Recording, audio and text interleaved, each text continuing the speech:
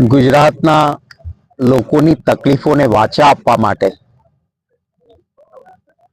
અમારા સેવાદળના રાષ્ટ્રીય અધ્યક્ષ શ્રી લાલજીભાઈ દેસાઈ, જિગ્નેશભાઈ, પાલભાઈ મિત્રોએ વિનંતી કરી હતી કે કંઈક એવું કરીએ કે જેનાથી પ્રશ્નોને આ સરકાર સાંભળતી નથી એને સાંભળવા પડે.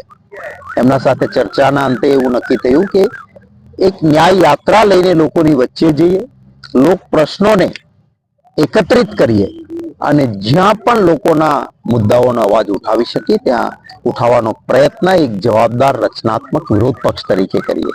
એના ભાગરૂપે અમારા મિત્રોએ મોરબીથી શરૂઆત કરી, કારણ કે મોરબીની હોનારત ગમે તેવા પથ્થરદિલ માણસને પણ આંસુ આપી દે એવી ઘટના હતી ને એમને આજે પણ ન્યાયનો અહેસાસ નથી થતો.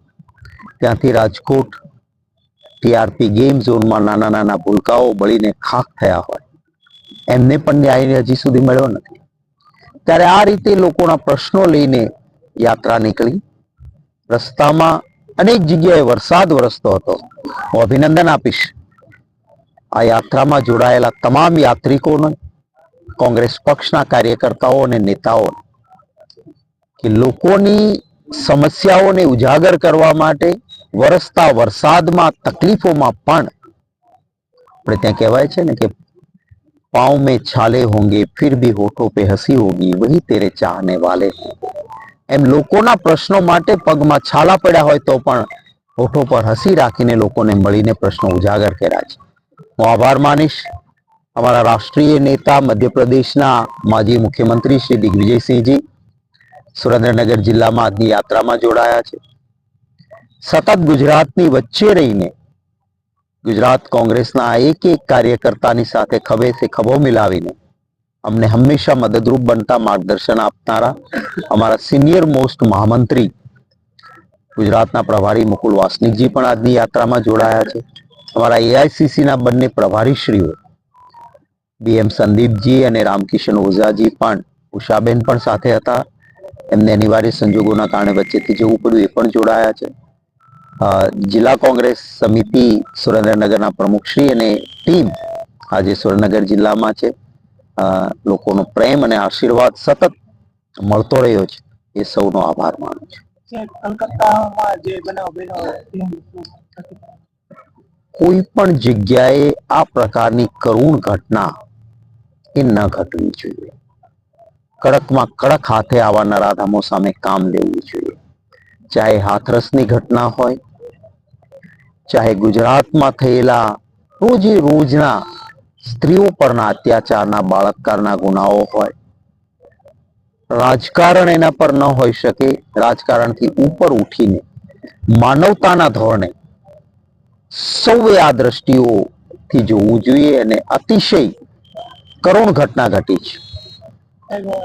ત્યારબાદ એક વિદ્યાર્થીઓની સાથે પણ મારકૂટ થઈ અને ત્યાં હિંસા ફાટી નીકળી છે. રાજસ્થાનમાં ભારતીય જનતા પાર્ટીની સરકારે કાયદો અને વ્યવસ્થા જાળવવાની બાબતમાં સદંતર ચૂક રાખી છે એમ કહીએ તો એમાં અતિશયોક્તિ નથી. અને આ પ્રકારની પરિસ્થિતિ ન ઊભી થાય એ જોવાની જવાબદારી સરકારોની હોય છે. અને જવાબદાર કોઈ પણ હોય એના સામે કડક હાથે કામ લેવાની પણ સરકારની જવાબદારી હોય છે. કોંગ્રેસ પક્ષ દ્વારા ખનીજ માફિયાઓ સામે શું એક્શન લેવામાં આવશે? અમારી સરકાર આવશે ત્યારે અમે લઈશું. અત્યારે તો અમારે અવાજ ઉઠાવવાનો હોય છે, અમે ઉઠાવીશું. તમારો પ્રશ્ન છે એટલે શ્રદ્ધા તમને કોંગ્રેસ ઉપર છે, લોકોના આશીર્વાદ મળશે ને કોંગ્રેસની સરકાર આવશે તો કોઈ માફિયો દેખાશે નહીં. અત્યારે હપ્તાખોર ભારતીય જનતા પાર્ટી, ગરીબ માણસો આ ખનીજ ચોરીમાં મોટા માથાઓ ભાજપના હોદ્દેદારો જ જોડાયેલા હોય છે અને મૃત્યુ પામનારો ગરીબ મજદૂર હોય છે. ત્યારે આવી ઘટનાઓ ન બને. પ્રજાની તિજોરી આ રીતે ખનીજ છે એના પર જનતાનો અધિકાર છે, સરકારની તિજોરીનો અધિકાર છે, જેમાંથી લોકોનું કલ્યાણ થવું જોઈએ. એ સરકારની તિજોરીમાં ન પૈસા જાય ને ગેરકાયદેસર ખનીજ ખનનથી ભાજપના લોકો ભ્રષ્ટાચાર કરે ને માલામાલ થાય અને સામાન્ય વ્યક્તિઓને તકલીફ પડે, એ શરમજનક બાબત છે.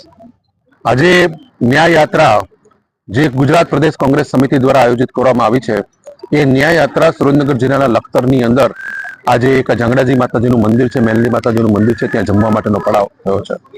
આજે આ યાત્રાની અંદર દેશભરમાંથી લોકો આવીને આ યાત્રામાં ભાગ લઈ રહ્યા છે. મધ્યપ્રદેશના પૂર્વ મુખ્યમંત્રી પરમ આદરણીય દિગ્વિજયસિંહજી પણ આજે સુરેન્દ્રનગરથી ચાલતા ચાલતા યાત્રામાં જોડાણા છે અને હાલે પણ અત્યારે અહીં આરામ કરી રહ્યા છે. ગુજરાતના અનેક નેતાઓ આ યાત્રામાં રોજે રોજ ભાગ લઈ રહ્યા છે. ત્યારે દેશના અને ગુજરાતના લોકોને એક આશા બંધાણી છે કે આજે કોંગ્રેસનો કાર્યકર્તા જે રીતે અન્યાય સામે ઝઝૂમી અને ન્યાય માટેનો હુકાર કરી રહ્યા છે, એનાથી દેશના યુવાનોને, દેશના ખેડૂતોને, આપણા ગરીબ લોકોને, વંચિત લોકોને આજે ન્યાય માટે સંઘર્ષ કરવાની એક મોટી પ્રેરણા પ્રાપ્ત થઈ છે. સુરેન્દ્રનગર જિલ્લાની વાત કરું તો તમને અહીંથી જે અમારા લખતર દસાડામાંથી જે કેનાલો પસાર થાય છે, એ કેનાલોમાંથી જે પાણીનો રિસાવ થઈને જે જમીનમાં ક્ષાર લાગી રહ્યો છે, એના કારણે સેંકડો હેક્ટર જમીન આજે બરબાદ થઈ છે. ખેડૂત આજે પાયમાલ થઈ રહ્યો છે. જ્યારે એને જરૂર હોય ત્યારે એને પાણી મળતું નથી, જ્યારે એને જરૂર હોય ત્યારે એને ખાતર મળતું નથી, અને મહા મહેનતે જ્યારે પોતાનો પાક લે છે ત્યારે એને પૂરતા ભાવ મળતા નથી. આ પ્રકારે ગુજરાતનો, દેશનો ખેડૂત એ બરબાદ થઈ રહ્યો છે. આજે ન્યાય ઝંખી રહ્યો છે. ગુજરાતના યુવાનો રોજગારી ઝંખી રહ્યા છે. મા બાપે પેટે પાટા બાંધીને પોતાના દીકરા દીકરીઓને ભણાવ્યા, જ્યારે પરીક્ષા આપવા જાય છે ત્યારે ગુજરાતની અંદર 29 જેટલી વખત પેપર લીક થયા છે. આખા દેશની અંદર સૌથી વધુ પેપર લીક થયો ગુજરાત રાજ્ય નંબર 1 છે. ત્યારે એની સામે કોઈ જ સુનાવણી થતી નથી, એના ગુનેગારોને ક્યાંય કોઈ સજા થતી નથી. એટલે ગુજરાતનો યુવાન આજે ન્યાય ઝંખી રહ્યો છે. આજે ગુજરાતના નાના નાના વેપારીઓ જેની ઉપર જીએસટી નો માર પડી રહ્યો છે, દેશના 20 ઉદ્યોગપતિઓને આખા દેશની સંપત્તિ લૂંટાવી દેવામાં આવે છે, અને એમના ભોગે આ નાના નાના વેપારીઓ, નાની ફેક્ટરીના વેપારીઓ, જ્યાં સૌથી વધુ રોજગારી પ્રાપ્ત થાય છે, એને ખતમ કરવામાં આવી રહ્યો છે. આમ બધી જ રીતે પછી દલિત હોય, આદિવાસી હોય, ઓબીસી હોય, સવર્ણ ગરીબ સમાજ હોય, બધા જ લોકો ભારતીય જનતા પાર્ટીના 30 વર્ષના કુશાસનથી આજે પીડિત છે અને ન્યાયનો હુકાર કરી રહ્યા છે. આજે અમે ભારતીય જનતા પાર્ટીના અત્યાચાર અને અન્યાયના પાપનો ઘડો લઈ અને આજે અમે અત્યારે અહીંથી નીકળી રહ્યા છીએ અને 23 તારીખે ગાંધીનગર જઈ આ ભારતીય જનતા પાર્ટીનો પાપનો ઘડો અમે ત્યાં ફોડીશું અને એ જ દિવસે અમે ભારતીય જનતા પાર્ટી સામે છે ને રણસિંગો ફૂંકીશું. 2027ની અંદર ગુજરાતની જનતાના સાથે, ગુજરાતના નાગરિકોની સાથે ભારતીય જનતા પાર્ટીનું નામો નિશાન મટાવીશું અને ગુજરાતની જનતાનું ન્યાયનું રાજ સ્થાપિત થાય એના માટે અમે પરિશ્રમ કરીશું, એના માટે અમે સંઘર્ષ કરીશું.